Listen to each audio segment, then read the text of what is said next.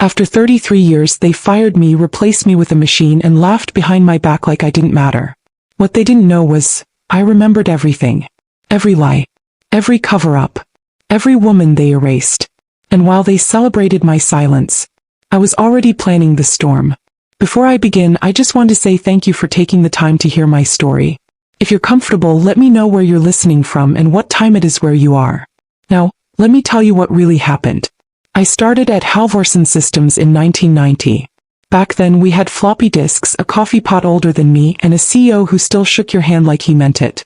I was 33 years old, newly divorced, and desperate to prove I could make a life for myself and my daughter without begging anyone. That office became my second home. I stayed late when no one asked me to. I taught myself every new system they rolled out. I trained interns who eventually became directors. And not once, did I ask for more than what I earned. People would say, Dolores, you always know what's going on. And I did. I knew who was sleeping with whom. I knew who padded their travel reimbursements. I knew who cried in the break room and who snuck liquor into their desk drawer. I was the wallflower they didn't bother hiding from because they thought I was harmless. And maybe I was, until the day they threw me out like yesterday's lunch order. It happened on a Monday. I came in early like I always did, wearing my navy cardigan and my sensible shoes, holding a tray of banana muffins I had baked for the front desk staff. The elevator had barely opened before I noticed it. My desk was gone. Not cleared. Not cleaned. Gone. In its place was a sleek white kiosk with a glowing interface and a large sign that read, Claire, Corporate Learning AI Response Engine.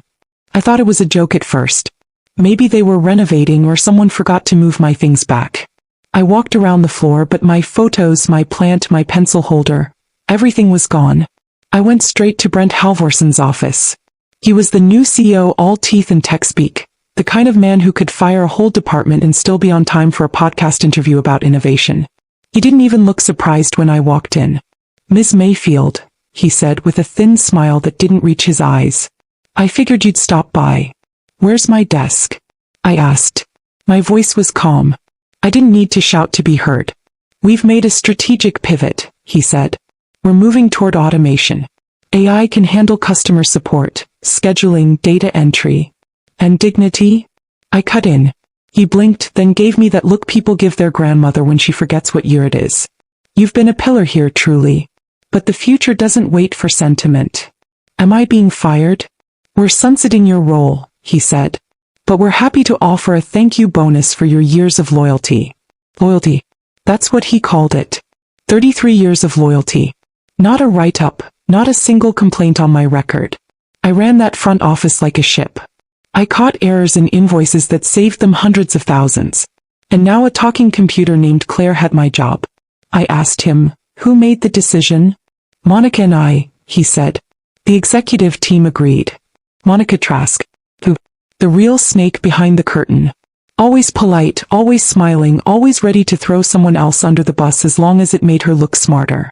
She once told a group of interns that old employees are like wallpaper, familiar but easily replaced. I remember because I was standing right behind her. Brent leaned back in his chair like he'd just done something noble. You'll be fine, Ms. Mayfield.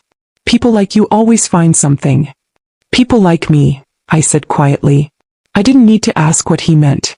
I was a 66-year-old black woman in a tech company that hadn't hired someone over 50 in 10 years. They didn't think I could code. Didn't think I'd fight. And they sure didn't think I'd remember. I packed my things in silence. My photos, my coffee mug, the worn-out notebook I kept in my drawer. What Brent and Monica didn't know was that inside that notebook was my true resume. Notes. Names. Dates. Things that were said in passing. Things that were whispered in hallways, things I was never supposed to hear. I walked out of that building without shedding a single tear. But the thing about people who've spent their lives being underestimated? We don't break. We bend. And when we snap back, we cut deep. That night, I sat at my kitchen table and opened that notebook. On page 1 I had written, 1991, Jasmine from admin came in crying. Said Mr. Leland touched her. HR investigated, then she was gone a week later. I flipped to another page. 1998.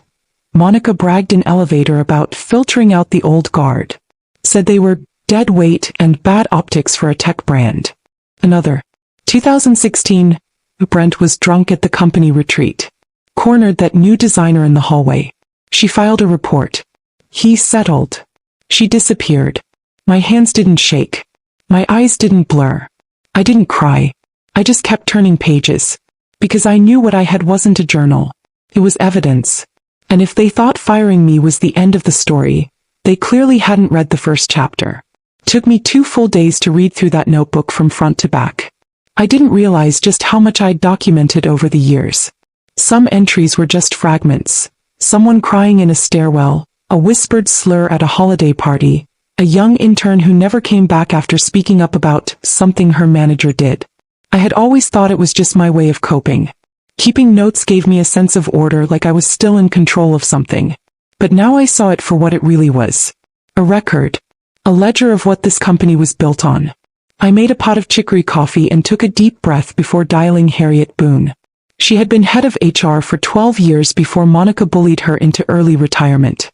She wasn't just my closest friend, she was the one person I trusted to remember everything the way I did.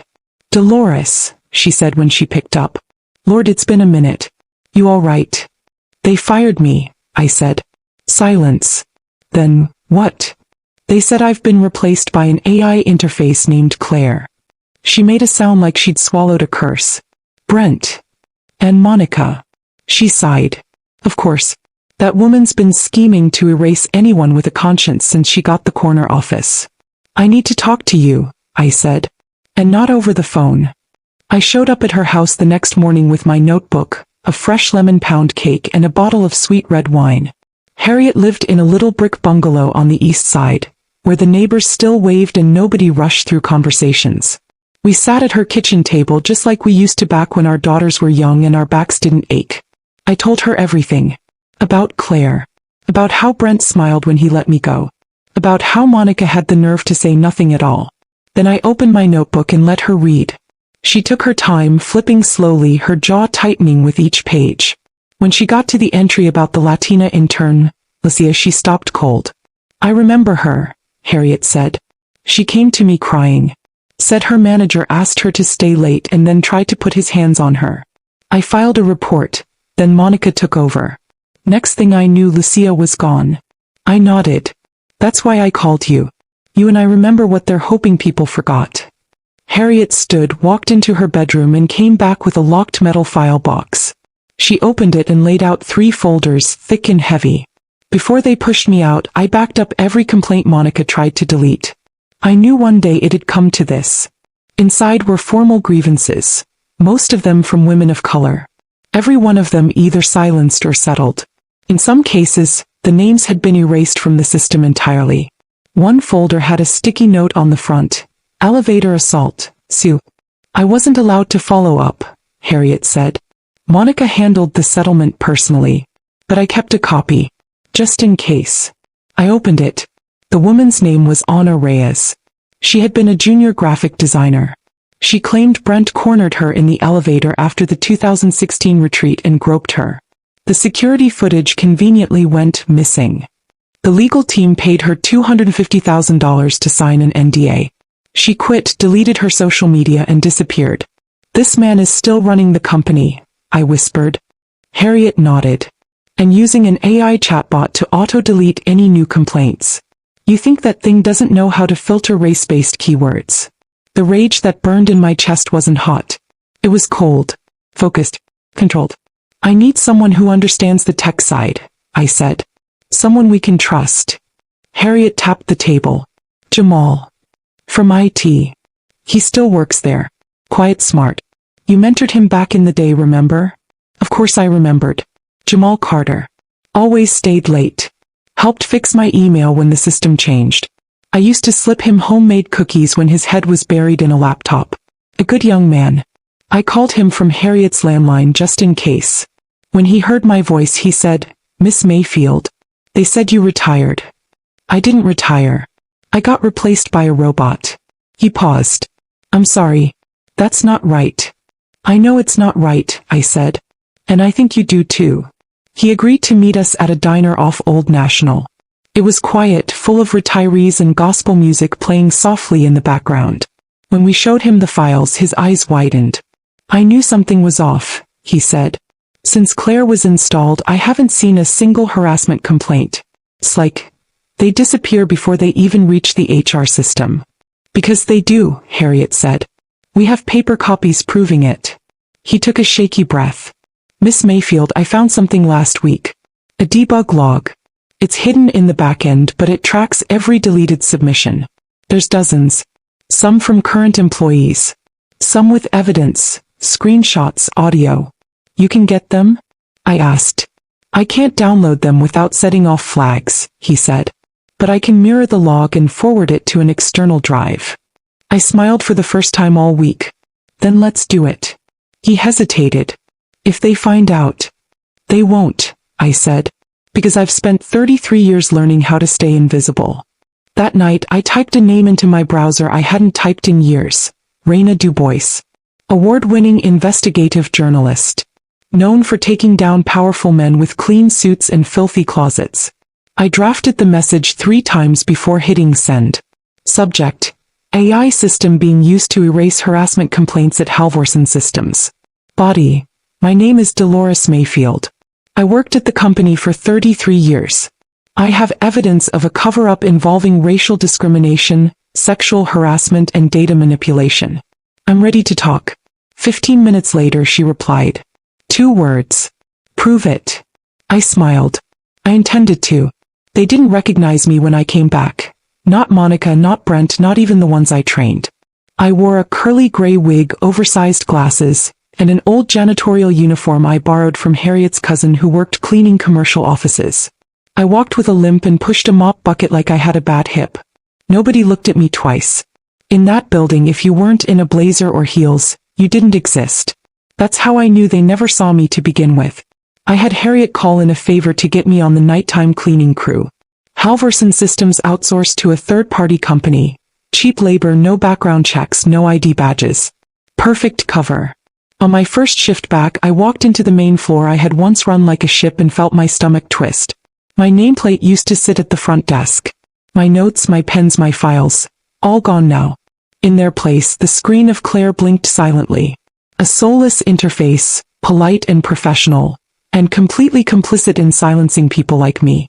Monica walked past, heels clicking, laughing loudly with a junior manager about the deadweight we finally dumped. I froze by the janitor's closet and listened. We should have done it sooner, she said. The old-timer slowed everything down. Now Claire handles it in half the time. And no more HR messes, the man chuckled. I swear if I had to sit through one more complaint about uncomfortable eye contact, I was gonna lose it. Monica smirked. Let the algorithm deal with their feelings. I pressed record on the burner phone in my pocket. Later that night, I cleaned the executive conference room. Brent was there, drunk, red-faced, bragging to 2 investors on a Zoom call about how cost-effective Claire had been. Then he said something I'll never forget. We didn't just streamline. We sanitized. All that HR drama. Gone. Claire doesn't care if someone feels uncomfortable. She's a machine. She's perfect. I moved to wipe the glass table just as he slurred, Dolores Mayfield, now there's a dinosaur. I don't miss that sad cardigan one bit. I gripped the rag tighter and turned my back to him, recording the whole thing. That was the 3rd time that night I heard my name like a joke. Like an afterthought. Like 33 years meant nothing more than a smirk and a tech upgrade. The next day I met Jamal in the parking lot. He looked nervous, eyes darting, lips tight. You all right, baby? I asked. He shook his head. I got the logs. Every deleted complaint. Audio, text, screenshots. There's stuff in there, Ms. Mayfield. Stuff you wouldn't believe. Try me. He pulled out a flash drive. One of the deleted files was from 2 months ago. A new hire named Tasha. She said her manager followed her into the bathroom during lunch. She submitted audio. He told her if she wanted to keep her job, she had to relax a little. The system flagged it as a threat, but Claire deleted it before it even hit HR. Where is she now? She quit. Sent a group email saying she didn't feel safe. Monica called her unstable. I clenched my teeth. She's not unstable. She's just not quiet. Jamal nodded. There's more. One log shows Brent's calendar entries. He was meeting women late at night. One of them tried to cancel. He marked her as non-compliant. I closed my eyes for a second. The anger inside me wasn't hot. It was sharp. Controlled. Pulled. Does Reina have this yet? I asked. Not yet. I was waiting on your word. Send it, I said. Tonight. That evening I met Reina in person for the first time. She had a sharp jawline, a silk headscarf, and a stare that cut straight through you. We sat in a quiet booth at a soul food spot on the west side. I brought a folder. She brought a recorder. I'm not just looking for a quote, she said. If we run this, we burn the house down. Good, I said. Because I'm not handing you sparks. I'm handing you gasoline. I showed her my notebook. Harriet's files. Jamal's logs. Audio of Monica mocking harassment survivors. Brent laughing about scrubbing the culture. The entire digital trail of deleted pain. She sat in silence for a long time, flipping through the evidence. Then she said, I've covered senators. Fortune 500s. But this is rot in plain sight. What do you need from me? I asked. Your permission to use your name. And one photo. I slid a printed headshot across the table. I hadn't smiled in it. I didn't need to. My name is Dolores Mayfield, I said. I worked at Halvorson Systems for 33 years. They fired me without warning, replaced me with an algorithm, and erased the women who came to me for help. You tell them I'm not gone. I'm just getting started. She clicked off the recorder and extended her hand. Miss Mayfield, she said, let's set the match. By the time I got home that night, Reina had already drafted the headline. Deleted. How a corporate AI system was used to silence harassment complaints and protect a CEO's crimes. I read it twice. Then I went to bed and slept better than I had in years. Because they thought I was gone. They thought I was irrelevant. But I still had the one thing they could never automate. A voice. And I was finally ready to use it. The story broke on a Sunday night. By Monday morning the whole city knew my name. It started as a ripple. A few retweets. A handful of shares. But by 8 a.m. it was a tidal wave. Reina's headline was on every timeline, every feed, every group chat that Black women ever created to survive corporate America. Deleted. How a corporate AI system was used to silence harassment complaints and protect a CEO's crimes. I sat on my porch swinging my robe with a warm cup of ginger tea and watched the neighborhood come alive with noise. Miss Florence from down the street walked over holding her iPad like it was holy scripture. Dolores, she said breathlessly, is this you? I just nodded. She covered her mouth. Baby, you lit the match and burned the whole house down. And I had. Brick by rotten brick. Reina's article laid everything out. The AI system trained to detect and delete HR complaints with specific keywords. How the complaints from women of color disappeared the fastest. How Claire flagged their language as emotional disruption and auto-archived them to avoid clutter. She published screenshots from Jamal's mirrored logs, emails about harassment, transcripts of audio files, even internal messages from Monica bragging that the old guard is finally out of our way. And then came the recordings. Brent's voice laughing in a boardroom. Dolores Mayfield? He was sweet. Like a church auntie. Always smiling. Always soft. But this is a fast game now. No room for muffins and menopause. They put that quote in bold. I didn't need to cry. The internet cried for me. By 9 a.m. hashtags started trending. Hashtag justice for Dolores. Hashtag you can't delete us. Hashtag Halvorson exposed. Hashtag Brent knew. Jamal texted me an update from inside the building. Brent locked himself in his office. Monica's working remotely. Everyone's pretending not to panic. By 10:30, Reina dropped a second article. Voiceless by design. The algorithm that buried Black women. This one hit like thunder. She released the transcript of Tasha's deleted audio, the intern who'd tried to report her supervisor. Her voice trembling but clear. He waited until I went to the bathroom. He said I needed to be nicer if I wanted to stay. I recorded it. I filed it. Next thing I knew, my access badge didn't work. I never even got a follow-up. And just like that, the internet turned righteous. Women started coming out of the woodwork. Former Halvorson employees, contractors, interns. Reina began receiving dozens of messages from people with similar stories. Patterns. Trauma. Silence. She cross-referenced dates and found over 20 cases where a complaint was submitted, but no HR record ever existed. Then came the sponsors. One by one, Halvorson's biggest clients and backers began releasing public statements. We are deeply disturbed by the revelations. All contracts are suspended until further notice. We stand with women, especially those who were silenced. By lunchtime, Brent was no longer just a CEO with a PR problem, he was a liability. At 12:17 p.m., the Halvorson board issued a statement. An external investigation will be conducted. CEO Brent Halvorson has been placed on administrative leave effective immediately. Translation: he got dragged. But it wasn't just his job falling apart. That same afternoon, Raina received a phone call from Brent's wife. She reached out to me, Raina told me over the phone. Said she had no idea about the settlement money. Said she recognized the name Ana Reyes. My breath caught. Ana Reyes was the young designer Brent had assaulted in the elevator in 2016. The one who vanished after the NDA. She said she saw Brent wiring funds right after the retreat, Raina said. He told her it was a software licensing issue. Now she knows the truth. What did she say? I asked. She said, and I quote, "If he used our marriage to cover up crimes, I will take everything." And she meant it. By the end of the day, the divorce was filed. She publicly revoked her shares in the company and handed her attorney to the DOJ. Raina dropped a third story before the day ended. Deleted and divorced. Wife of CEO breaks silence on AI abuse and cover-up. It included documents proving Brent had used company funds to pay off multiple harassment settlements. His wife claimed she was duped into complicity and vowed to cooperate fully with authorities. That was the final crack in the dam. The Equal Employment Opportunity Commission issued a formal letter of investigation. Then the Department of Labor. Then the DOJ. Jamal texted me a photo of Brent leaving the office with a cardboard box. Caption: he packed the AI tablet too. Guess he needed someone to talk to. I laughed out loud. Harriet called me later that evening. You watching Channel 7? I turned it on. The anchor was reading quotes from Raina's reports.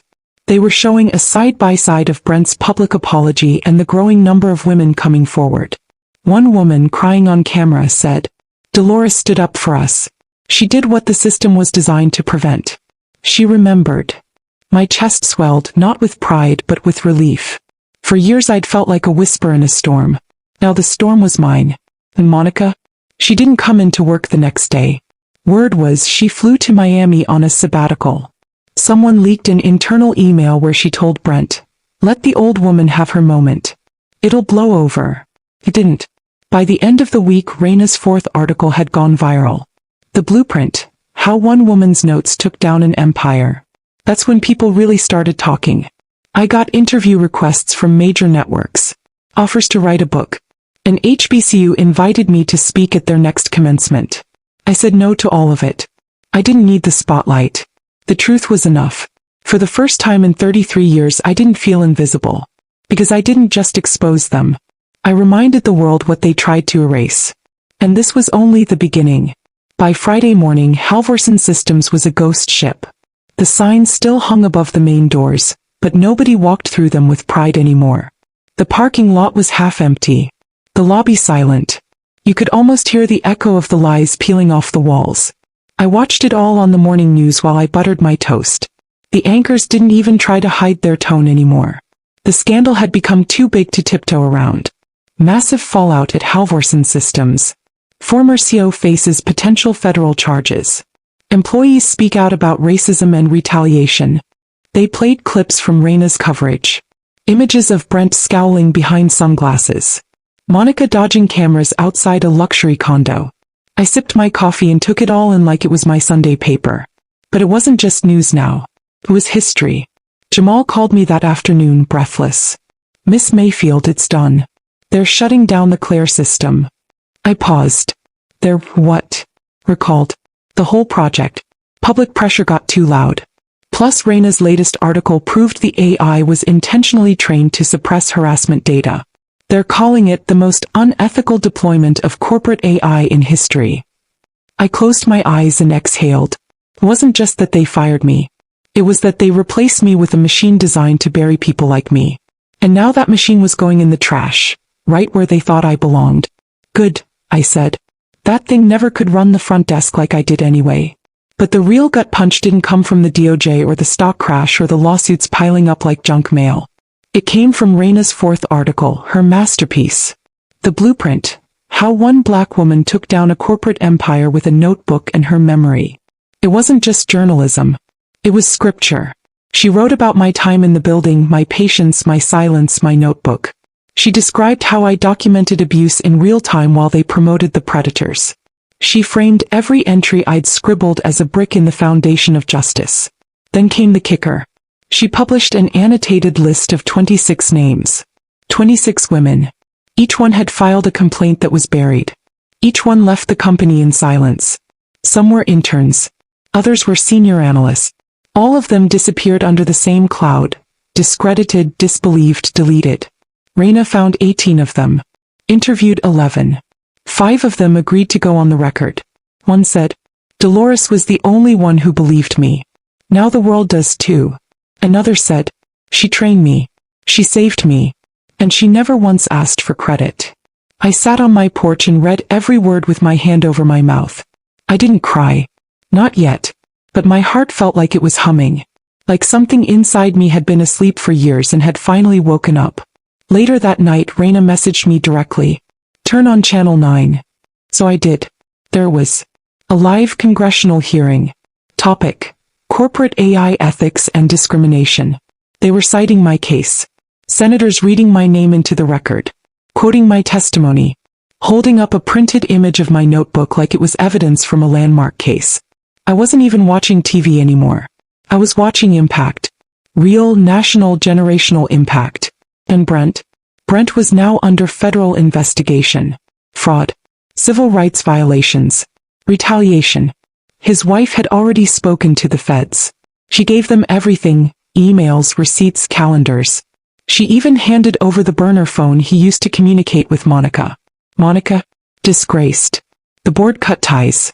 They issued a statement calling her a rogue executive. She responded by filing her own lawsuit, blaming Brent. They were both drowning now, clawing at each other to stay afloat. Raina called me the next day. There's one more thing, she said. Oh. There's going to be a documentary, she said. And a book deal. They want to use your name. They want you to narrate the intro. I shook my head gently. I'm not looking for fame, Raina. I know, she said. But your story is giving other women a spine. I went quiet.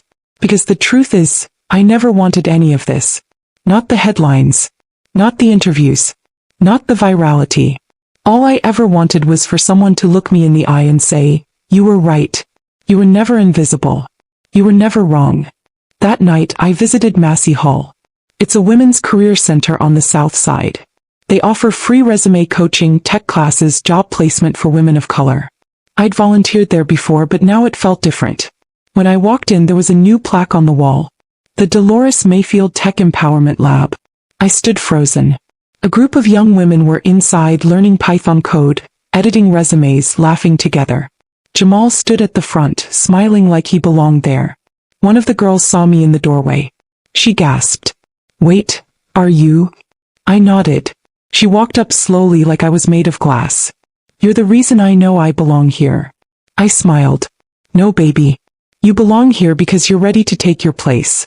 I just cleared the path. He hugged me. Tight. Warm. Unapologetic. That night I walked home under a quiet sky. My feet ached. My knees were stiff. But my back was straight. I didn't just bring down a company. I built something stronger in its place. And I wasn't done yet. I never imagined my name would be written into a congressional hearing. I didn't expect to see my face on a slideshow next to words like systemic bias, algorithmic discrimination, and landmark case. I was just trying to hold on to my job. Trying to stay useful. Trying not to disappear in a world that moves faster than memory. But here I was. Dolores Mayfield.